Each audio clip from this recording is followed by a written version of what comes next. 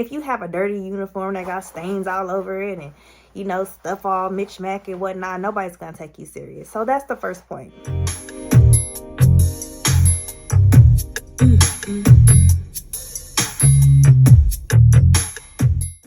Hello, you guys. My name is Aja, and I am a senior non-commissioned officer in the U.S. Army. And today, we will be discussing the 10 habits of military women. If this is something that you are interested in, please continue watching. As I stated before, I'm a senior non-commissioned officer. I've been in the military for 13, almost 14 years now. So I felt like I was kind of qualified to discuss this topic. So the first thing is, there was so many things. To condense it down to 10 was almost impossible to do, but I did it. So the first thing that I want to discuss is being well put together. Now, this could mean a lot of different things for you, right? But in an overall scope of being well put together, it means the first thing is having a nice uniform that fits you properly, that's ironed, that's not faded, that have boots that are clean, and you have your setup right. And because the first thing that someone sees when they see you is your uniform. So you don't want to look like a soup sandwich. I don't even know if they still use that anymore. But you don't want to look like a soup sandwich. And you want people to take you serious when you speak to them. And if you have a dirty uniform that got stains all over it and, stuff all mismatched and whatnot, nobody's going to take you serious. So that's the first point. All right, so moving on to the second thing. So the second thing is embracing self-love. Now, this doesn't necessarily have anything to do with being a military woman per se. But to get some good routines in, get you a good face routine so that you can keep your face clear. A hygiene routine, so you won't have stinky, nasty breath and stink teeth and all of that kind of thing. If you have close interactions with people, you would never want to be, oh, that soldier breath stink or whatever. You don't want that. So in order to prevent that kind of thing, you have to develop those routine things, because you can't just do it one time and expect for it to work, right? All right, so moving on to the second thing.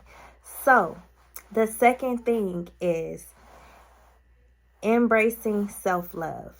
Now, this doesn't necessarily have anything to do with being a military woman per se.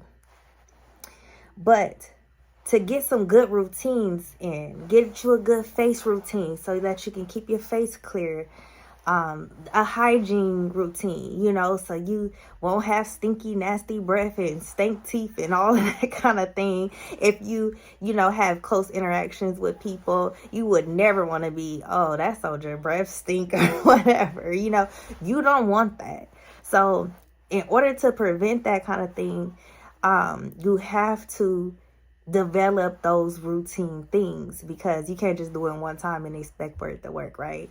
So that is one thing.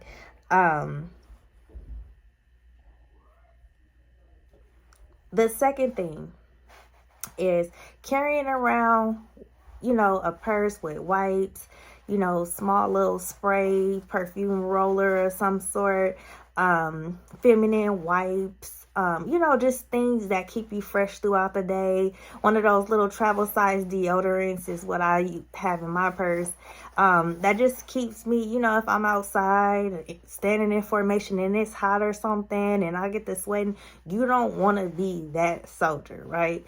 So, put a little extra on. You can't get home and shower and whatnot. So you have to do those small things to keep yourself, fresh. And then instead of being like, oh, you're the stinky soldier, oh, that soldier smells fresh and it's the end of the day. And that's a good compliment. I get it all the time. Another thing that I wanted to discuss is hair, nails, earrings, that kind of thing. Now, you do not need to go out and get your hair done every week and, all of that. Like, please don't do that. But invest in a good gel, good brush, ponytail holders, a good flat iron, you know, something that can keep you looking nice and neat, you know. Just like with your uniform, your hair speaks volumes too. And now that we can wear earrings, you know, get you just a small set of earrings. You don't have to worry about being stressed about the size and all of this, whatever, measuring it, whatnot. Just get a nice little set and then you'll be perfect, right? And nobody is going to say anything to you about that. And you still look nice, you still look feminine, but you are still with their regulation. Moving on, the third thing that I would like to discuss is fitness. Now, we all know that fitness is a huge thing in the Army. That's just, you know, a given. Every day we showing up to PT and we going strong and we doing the best we can every day. Now, sometimes for some of us, that's not enough, right? So we have to work extra hard to make sure that we are prioritizing our fitness. And simple things like making time after work or on the weekends, going, doing extracurricular, going hiking, walking, all that kind of thing, you know, that's what needs to happen to keep your physical fitness where it needs to be. Eating better, eating more greens, vegetables, drinking more water, taking vitamins, that kind of thing. That is all things that help us with our fitness. So my advice is, you know, to jump online. I use a couple of different things. I use the Skin Glowing. I do the probiotic. These are just a few. I actually take a few. I don't have them. They just happen to be right there. But I do the apple cider vinegar gummies, and I actually really love those. I don't know that they work exactly, but they make me feel good, and that's all that matters. So just having those routines, doing those things every single day will keep us, for one, eligible for promotions and anything else that we want to do in the military. Keep us from being flagged, you know, and keep us on good graces with our supervisors. So that's a good thing. So moving on to number 4. So this is just being confident, just overall. Like when you walk into a room, people should understand, like, she's very confident in herself. You may not know nothing about what's going on, but you need to present yourself in a way that you do. And that's going to tie in with my next point. But as far as being confident, you have to show up like you're confident. And it will come. You can walk into a room and be just as confident as somebody else standing next to you that probably knows everything that's going on and whatnot. Being confident is a driving force for us to be able to just overcome whatever obstacles. And that's very important. For example, if we're in a job and someone comes to us needing something, having a question about something, your response should never be, "Oh, I don't know. I'll have to just ask somebody." No, you need to be confident and before you respond, think about what you're saying, right? And if you honestly don't know, there's a regulation for everything. And you can find it right on Google because I do this all the time. And I find whatever the keyword is and I can point them right to the regulation about whatever it is.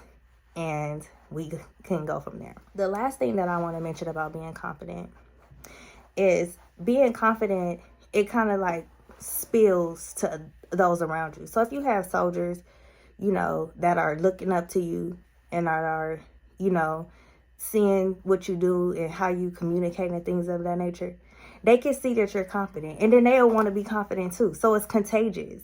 So overall, just have a general understanding of things, especially that pertains to your job, so that you can have confident conversations about it. All right, so moving on to number 5. So I'm excited about this because number 5 is being financially literate.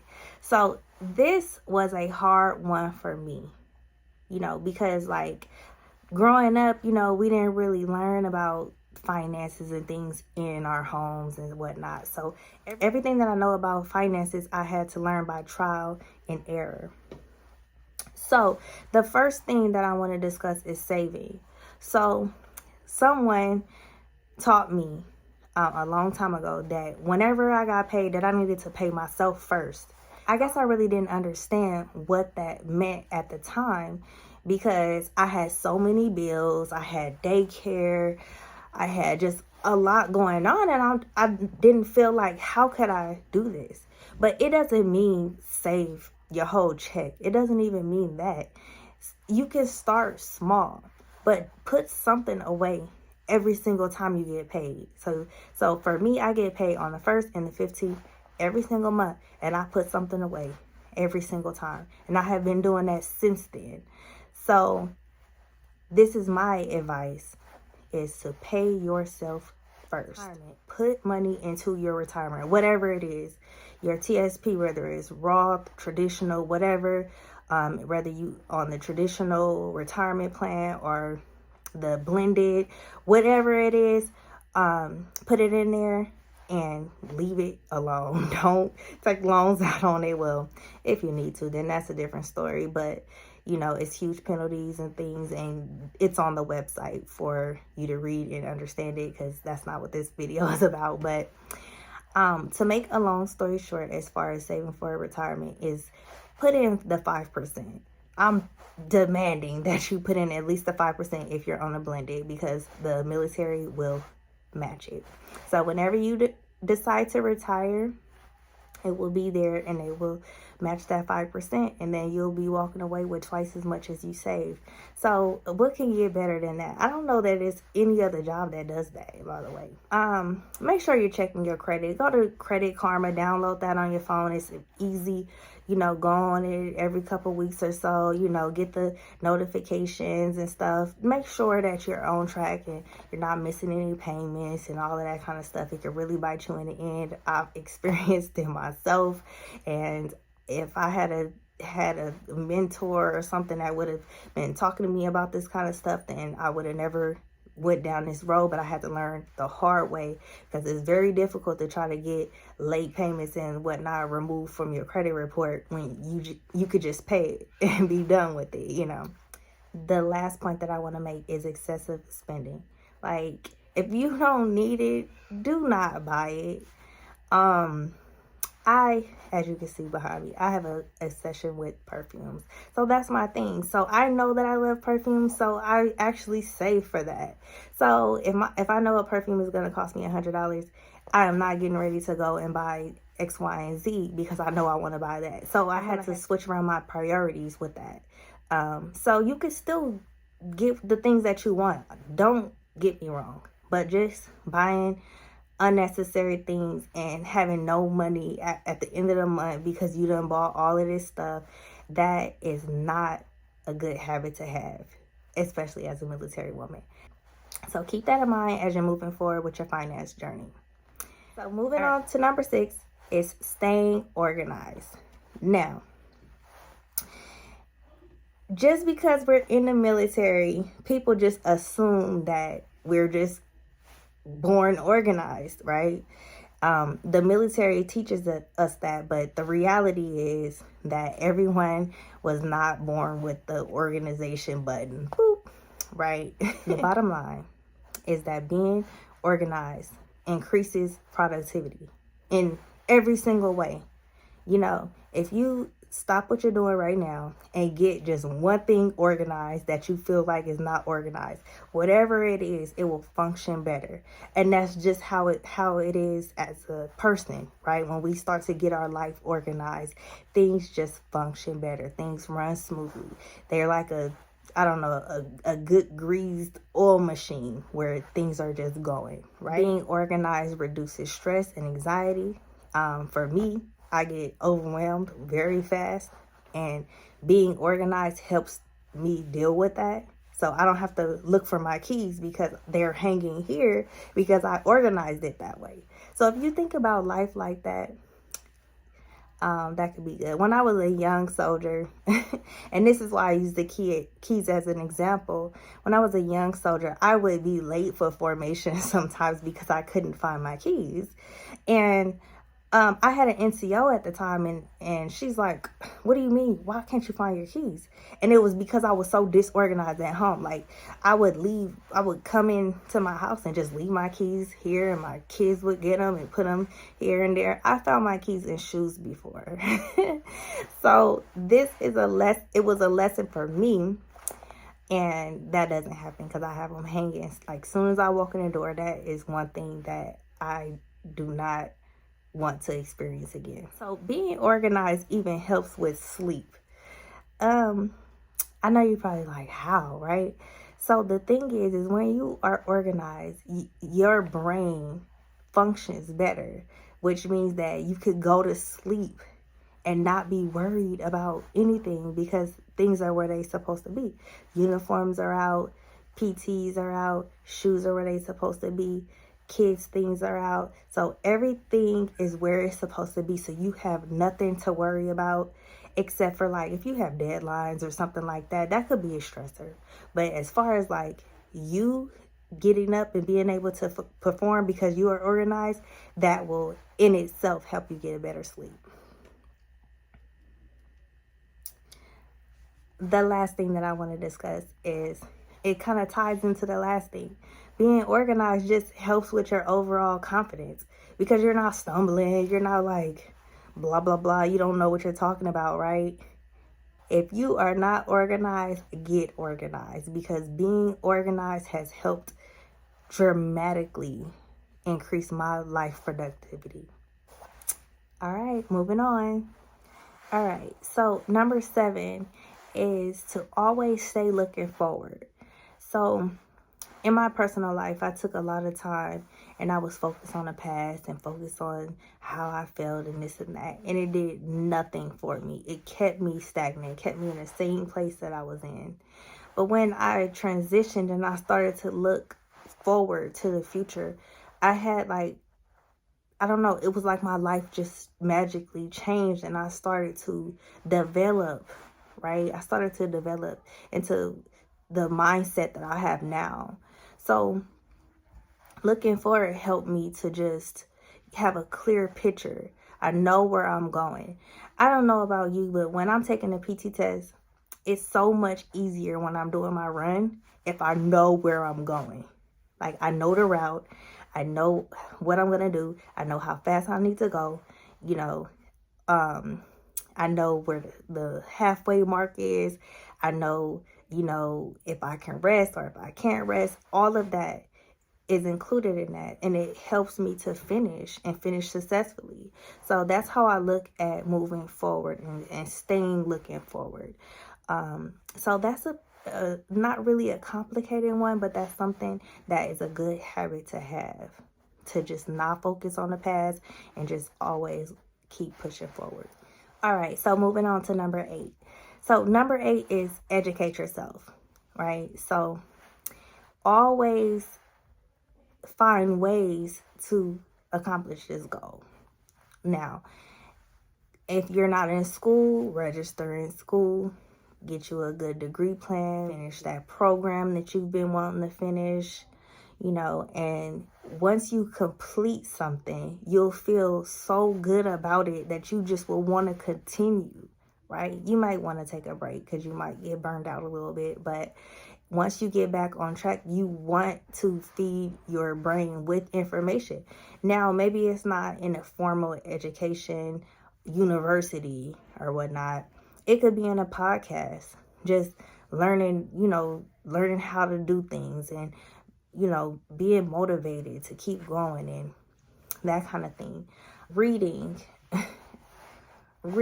is something that I didn't really do in my early career because I was just too busy being a young mom and just trying to, you know, fandangle life and work and everything in between, right? But when I started to actually read things,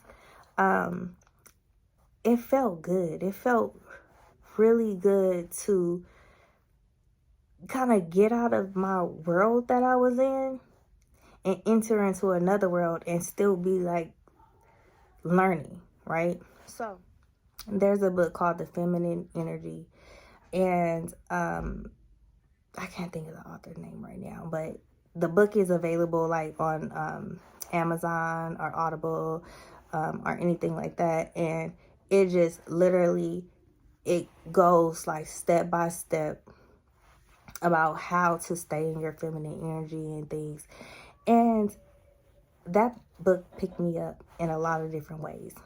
So from that point forward, I was like, I don't know how often that I can actually read things for leisure because I am a doctoral student, but as soon as I graduate from my program, I will be doing more of that, just feeding my mind and just listening to podcasts and going to different seminars and things. They have all kinds of things available for people seeking information, and that's what you need to do to become, and that is a good habit to have as a military woman. All right, so number 9 is networking. Now, everybody knows, network is important for a couple of different reasons. Career advancement. You meet new people. You never know who you might need or who might need you. Just having that community of people it's awesome, because the military, you can go in all different directions. If you know a person somewhere and they have experience and they could teach you and show you the ropes and how things work, then that's beautiful. But if you have not networked, you just be a new person. They don't know you. You don't know them. There's no trust. There's no rapport.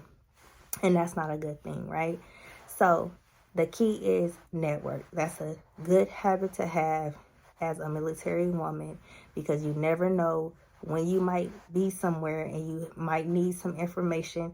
And if you have networked and have just ran across some random person that knows exactly what you need, and you can reach out to them if you know them, right?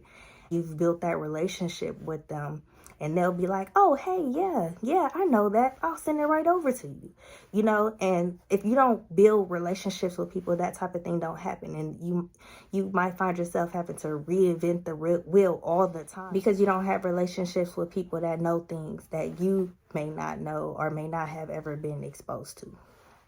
So your brain is a very, very powerful thing. It wants information. It craves information. And you need to give it the information.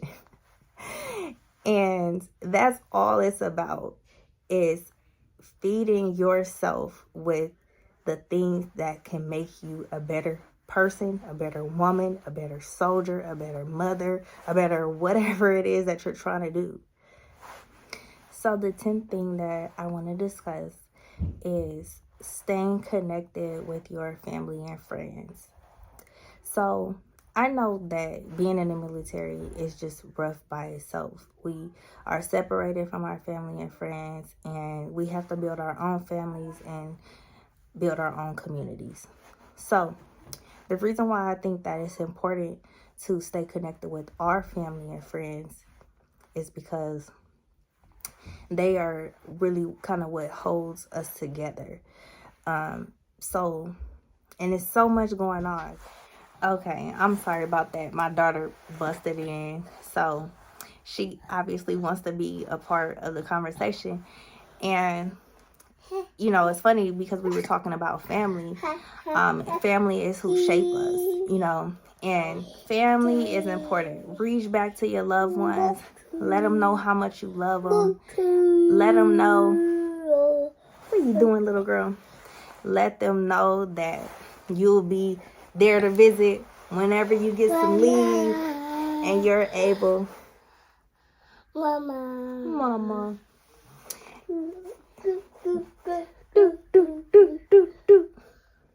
Beep, beep, beep. Lips. Thank you. Thank you, Mama. Face. Forehead. Forehead. Thank you. Thank you. Thank you. All right, I'm going to end here. My husband is needing me. All right, you guys. So it was wonderful discussing the top 10 things that make a successful military woman. And thank you for watching. Bye bye. You say bye? Say bye.